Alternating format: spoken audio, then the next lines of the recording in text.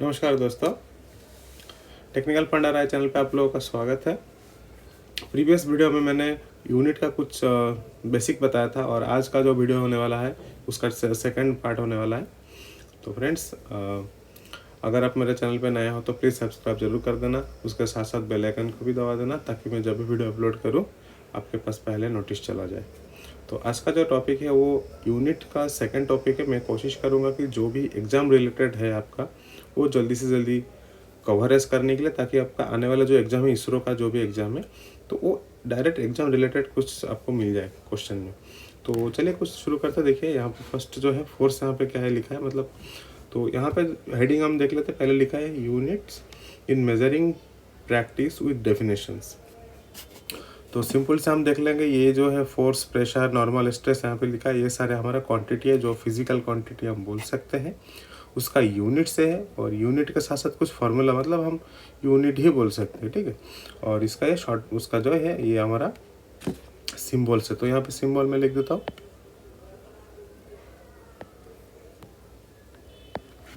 और यहाँ पे कुछ एक्सप्लेनेशन किया है, तो एक्सप्लेनेशन अगर हम जानेंगे तो थोड़ा टाइम लग जाएगा फ्रेंड, फिर भी मैं हल्का फुल्का आपको बता दूंगा। और आपको अगर डीपली जानना है फोर्स के बारे में, प्रेशर के बारे में, तो प्रेशर का आई थिंक क्लास नहीं हुआ, पर फोर्स के बारे में मैंने ऑलरेडी मेरे चैनल पे अपलोड है। अगर आप वो वीडियो नहीं देखा तो वो वीडियो देख सकते हो।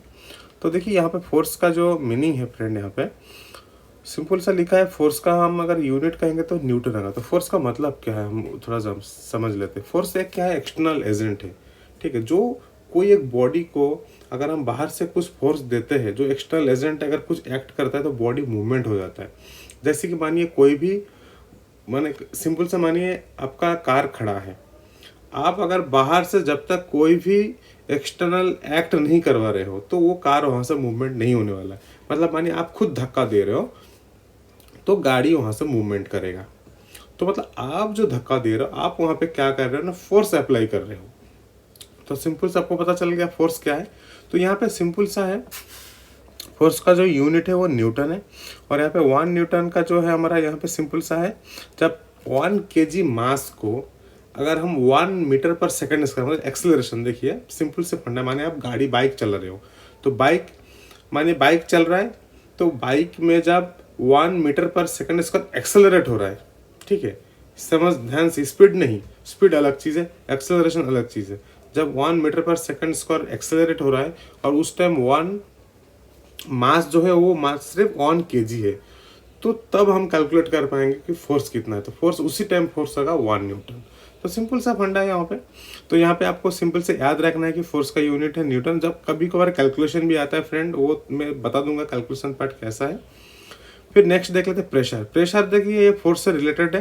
प्रेशर क्या है, जब भी हम परपेंडिकुलर कुछ फोर्स अप्लाई करेंगे कुछ पर्टिकुलर एक एरिया पे, तो यहाँ पे लिखा है, देखिए न्यूटन पर मीटर स्क्वायर दिया है, तो न्यूटन यहाँ पे लिखा है 1 newton per square metre 1 pascal. तो यहाँ पे प्रेशर का हम सिंपल से पास्कल भी बोलेंगे। देखिए यहाँ पे लिखा है पास्कल, तो ये भी प्रेशर को हम पास्कल भी बोल सकते हैं और यहाँ पे प्रेशर को हम न्यूटन पर मीटर स्क्वायर भी बोल सकते हैं।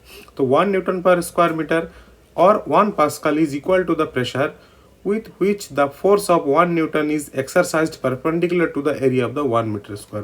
तो मानिए यहाँ पे एक 1 मीटर स्क्वायर का एरिया है, ये मीटर 1 मीटर है, 1 मीटर लेंथ वाइड, तो टोटल हमारा 1 मीटर स्क्वायर यहाँ पे एरिया हो रहा है। तो 1 मीटर स्क्वायर एरिया में दोस्तों अगर 1 न्यूटन का यहाँ पे फोर्स हम दे रहे हैं तो टोटल प्रेशर कितना क्रिएट हो रहा है, तो 1 पास्कल प्रेशर क्रिएट हो रहा है। तो सिंपल से फंडा है फ्रेंड, अगर आपको पास्कल और न्यूटन मीटर स्क्वायर में, न्यूटन पर मीटर स्क्वायर में रिलेशन जानना है तो सिंपल से रिलेशन है यहाँ पे 1 पास्कल इक्वल टू, पास्कल का पीए लेते हैं हम, 1 pascal equal to 1 newton per metre square.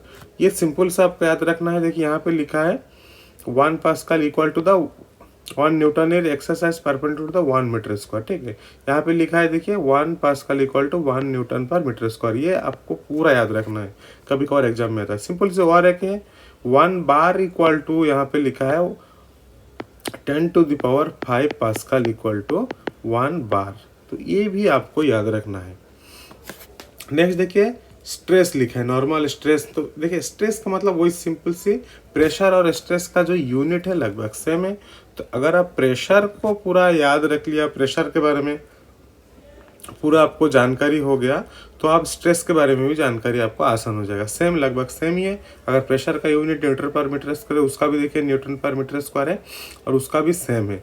पर हम स्ट्रेस को हम यहाँ पे जो यहाँ पे बार बोलते हैं, बार से हम डिनोट नहीं करते फ्रेंड, बार से हम तो यहाँ पे मेजर नहीं करते। ये आपको याद रखना पड़ेगा। अगर क्वेश्चन आए कि stress can be measured by bar, no, only pressure can measured by the bar, ये आपको याद रखना है। ये थोड़ा इंपॉर्टेंट चीज़ है।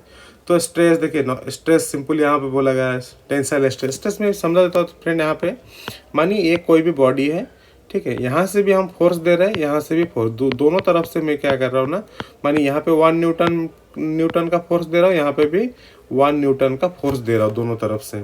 तो दोनों तरफ से जब फोर्स दे रहा हूँ तो बीच में ये यहाँ पे जो लाइन ऑफ एक्शन है, तो यहाँ पे क्या क्रिएट होगा, स्ट्रेस क्रिएट होगा। तो देखिए सिंपली वहीं पे है, वही लिखा है 1 newton per square metre 1 pascal to the mechanical stress with which the force of 1 newton is exercise on the area of the 1 metre square. Simple से आप मानिए जब हम गाड़ी का गियर घूमता है तो एक गियर दूसरे गियर को जब घुमाता है तो वहाँ पे वो स्ट्रेस क्रिएट करता है, ठीक है। तो गियर का जो टीथ है उस टीथ में स्ट्रेस क्रिएट होता है। तो जब भी गियर मैन्युफैक्चरिंग किया जाता है उस टीथ को ध्यान रखते हुए, मतलब जो हमारा कितना स्ट्रेस को ले पाएगा, वहाँ पे जो स्ट्रेस क्रिएट होगा उस ध्यान रखते हुए हमारा वहाँ पे गियर को मैन्युफैक्चरिंग किया जाता है, या तो उसका जो हीट ट्रीटमेंट प्रोसेस है वो सब किया जाता है। तो यहाँ पे देखिए हम जो स्ट्रेस को हम दूसरे यूनिट क्या है, मेगा पास्कल भी है फ्रेंड। तो यहाँ पे नीचे लिखा है देखिए यह मेगा पास्कल। तो ये जो चीज़ है 1 newton per metre square is equal to 10 to the power, यहाँ पे 10 to the power 6 pascal equal to 1 mega pascal है, ठीक है। 1 न्यूटन पर मीटर स्क्वायर यहाँ पे आएगा, 1 न्यूटन पर मीटर स्क्वायर आएगा, ठीक है। तो ये थोड़ा आपको याद रखना है। सिंपल से देखिए हीट एनर्जी जो टॉपिक है फ्रेंड, बहुत बड़ा टॉपिक है। तो हीट का टॉपिक में इतनी सिंपल से मैं नहीं पढ़ा सकता दोस्तों। तो सिंपल से मैं खाली आपको अगर हीट का टॉपिक जानना है तो ये नॉर्मली वाला क्लास है, इसको जस्ट आप खाली ओवरऑल करके जाइए। और इसके लास्ट में बताया था इंट्रोडक्शन क्लास में कि हीट एंड टेम्परेचर के बारे में मैं स्पेशली एक क्लास अपलोड करूँगा। तो जब ट्राई करूँगा आपको इसरो के एग्ज़ाम से पहले तो हो ही जाएगा। तो सिंपल से यहाँ पे हीट एनर्जी का जो यूनिट है वो सिंपल से हम जूल बोलते हैं। और हीट जो है वो एक एनर्जी है, टेम्परेचर कोई एनर्जी नहीं। टेम्परेचर अगर बोला जाए कि hottest temperature, the temperature is a degree of the coldness and hotness of the body. Body का कितना परसेंटेज हॉट है, कितना परसेंटेज वो ठंडा है, मतलब कोल्ड है, तो वो कंपैरिजन करके हम उसको टेम्परेचर में मानते हैं। जैसे कि कोई एसी लगा दिया तो वहाँ पे 22 डिग्री सेल्सियस है, वो सारा टेम्परेचर में कैलकुलेट करते हैं, पर हीट में नहीं करते हम लोग। हीट ओनली एनर्जी है, तो आपको याद रखना है। तो सिंपल सी यहाँ पे देखिए उसका यूनिट आप डायरेक्ट बोल सकते हो 1 joule is equal to 1 newton metre is equal to वार second and 1 KG metre second, sorry metre square by second square. तो ये आप सिंपल सी ये जो फार्मूला है थोड़ा सा आप इसको याद रखिएगा, ठीक है। और बाद में मैं जब पढ़ाऊँगा तो इसका डीपली मैं बता दूंगा। नेक्स्ट देखिए मोमेंट ऑफ फोर्स लिखा है। तो हमने फोर्स पहले तो पढ़ लिया, फोर्स क्या है, फोर्स का यूनिट है न्यूटन। और यहाँ पे मोमेंट ऑफ फोर्स यहाँ पे बताता है। मोमेंट ऑफ फोर्स क्या है, मानिए सिंपल सा यहाँ पे फुलक्रम में ऊपर एक रॉड लगा हुआ है, तो यहाँ से ऊपर से अगर हम कुछ फोर्स अब दे दे तो देखिए यहाँ से फोर्स दे देंगे तो ये जो रॉड है, ये जो बार है, ये नीचे की तरफ घूमेगा, ऐसा रोटेट हो जाएगा, ठीक है। तो उस टाइम हम बोलेंगे मोमेंट ऑफ फोर्स, मतलब फोर्स का मोमेंट। तो उसको हम सिंपल से टॉर्क बोलते हैं सिंपल से और एक लैंग्वेज पे। तो टॉर्क का यूनिट जो है या तो मोमेंट ऑफ फोर्स का यूनिट है न्यूटन इंटू मीटर, ठीक है। तो यहाँ पे देखिए ये जो सिंपल सा है वो भी जो हमारा फोर्स का टॉपिक है, तो टॉर्क का जो टॉपिक है वो भी मेरे वीडियो ऑलरेडी अपलोडेड है, आप देख सकते हो। नेक्स्ट देखिए पावर बाय एनर्जी फ्लो लिखा है। पावर का सिंपल सा फंडा है, पावर का वाट है, ठीक है। और पावर का मतलब है वाट डन बाय टाइम टेकन, जब हम कितना टाइम में कितना काम कर पा रहे हैं उसको हम बोलते हैं पावर, ठीक है। तो देखिए यहाँ पे जूल पर सेकंड लिखा है। जूल जो होता है वो भी हमारा पावर का, सॉरी वर्क डन का है। तो work done by time taken आपको याद रखना है। वर्क का हमारा जूल होता है और हमारा टाइम का सेकंड होता है। तो ये हमारा work done by time taken हो गया पावर का। यहाँ पे जो देखिए हीट एनर्जी का भी जूल लिखा है, तो यहाँ पे वर्क का भी जूल होता है। कि क्यों, रीज़न क्या है, रीज़न ये है कि जब हम किसी जगह पे हीट एनर्जी ज़्यादा फॉलो करेंगे तो वहाँ पे वो कुछ ना कुछ वर्क होगा, तो इसलिए वर्क का और हीट का जो यूनिट है वो एज ए सेम रखा है जूल। फिर देखते हैं स्पेसिफिक हीट वैल्यू। यहाँ पे स्पेसिफिक हीट वैल्यू एक अलग सा टॉपिक है फ्रेंड, अभी मैं यहाँ पे शॉर्ट फॉर्म में बता दूंगा तो आपको कुछ पता नहीं चलेगा, ठीक है। फ्यूल कंजप्शन भी उसी रिलेटेड ही है, ठीक है। यहाँ पे लिखा है देखिए ग्राम पर किलोवाट आवर, फ्यूल कंजप्शन ग्राम पर किलोवाट आवर, तो ये थोड़ा सा आपको जानकारी होना चाहिए। टेम्परेचर का देखिए सिंपल सा केल्विन है, तो टेम्परेचर यहाँ पे अलग दिया है ना, हीट एनर्जी अलग दिया है, टेम्परेचर भी अलग दिया है। तो हीट एंड टेम्परेचर जब पढ़ेंगे तो पूरा डीपली पढ़ेंगे, आपको खाली अभी यहाँ पे यूनिट याद रखना है, बाद में हम जब डीपली जाएंगे तो धीरे धीरे अंदर का पढ़ेंगे। इलेक्ट्रिसिटी करंट का देखिए एम्पियर, सिंपल सा। आप फिटर का तो भी आपको चाहिए, आप इलेक्ट्रिशियन हो तो आपको भी ये तो कंफर्म चाहिए। सब सारे टॉपिक मतलब सारे जो टर्म्स है वो सारे ट्रेड के लिए इम्पोर्टेंट है।